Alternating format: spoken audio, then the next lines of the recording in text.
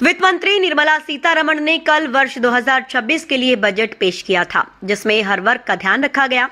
इसी कड़ी में रेलवे को और मजबूत करने का काम किया जा रहा है, जिसके बाद आज अंबाला रेल मंडल द्वारा प्रेस वार्ता कर अंबाला रेल मंडल को मिली सौगात के बारे में बताया गया। उन्होंने कहा कि हरियाणा को 3,566 करोड़ का बजट मिला है। 12,000 करोड़ के प्रोजेक्ट चल रहे हैं। हरियाणा में 34 स्टेशन का नवनिर्माण, कई नई रेलगाड़ियों का शुरुआत किया है। चंडीगढ़ स्टेशन का काम भी तेजी से चल रहा है। वहीं अंबाला रेल मंडल के अंतर्गत आने वाले चंडीगढ़ रेलवे स्टेशन के प्रोजेक्ट को पूरा करने के लिए 5 साल का समय लगना है, जिसमें लगभग 3 साल बाकी हैं।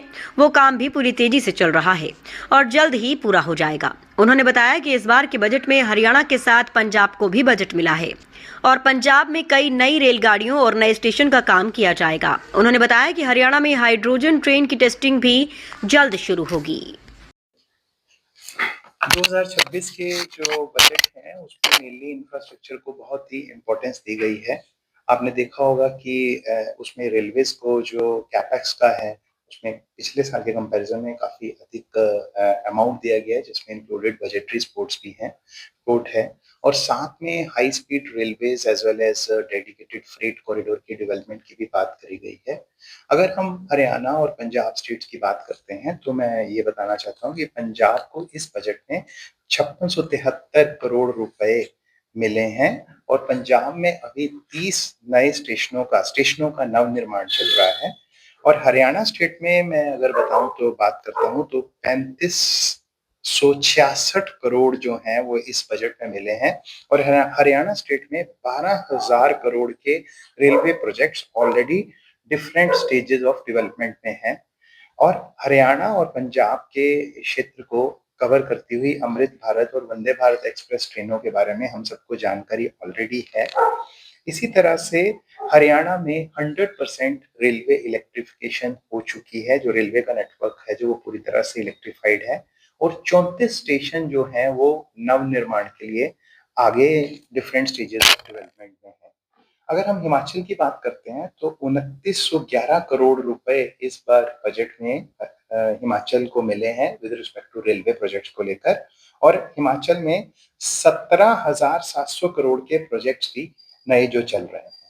तो इस तरह से इस बजट में मैं यही कहना चाहूंगा कि जो सरकार ने या मिनिस्ट्री ने जो मेनली इंफ्रास्ट्रक्चर डेवलपमेंट के लिए पूरा एकदम प्लान किया है, स्ट्रेटेजी की है। जो डेडिकेटेड फ्रेट कॉरिडोर जो है पंजाब और हरियाणा में ऑलरेडी कंप्लीट हो चुका है और एक नया जो ईस्ट वेस्ट कॉरिडोर जो है वो इंडिया के मुंबई वाले और गुजरात को जो है वो वेस्ट बंगाल के साथ जोड़ेगा। आप देखेंगे कि इस अलाइनमेंट के ऊपर बहुत सारे सिटीज हैं जो urban development as well as regional development को कैटर करेंगे और साथ में एक मल्टी मॉडल जो है सिस्टम जो है उसमें भी ये कंट्रीब्यूट करेगा, क्योंकि जो वेस्ट कोस्ट के ऊपर जो हमारे पोर्ट्स हैं वो ईस्टर्न हिंटरलैंड के साथ भी जुड़ जाएंगे। कुछ नई ट्रेन की बात की जाए तो क्या?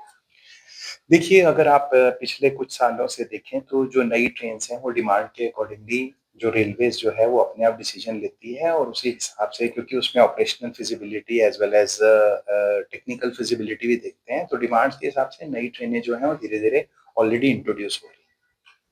जैसा कि हरियाणा के विद रिस्पेक्ट या पंजाब के विद रिस्पेक्ट मोहाली और राजपुरा की जो नई लाइन की बात हुई है और ऑलरेडी जो हमारे नई लाइंस के जो प्रोजेक्ट्स चल रहे हैं उनके ऊपर मेन फोकस हो रहा है और अभी जो है हम लोगों को डिटेल्स अभी और जो बजट की उसमें से मिलेंगी तो उसके हिसाब से आपके साथ शेयर कर दीजिए।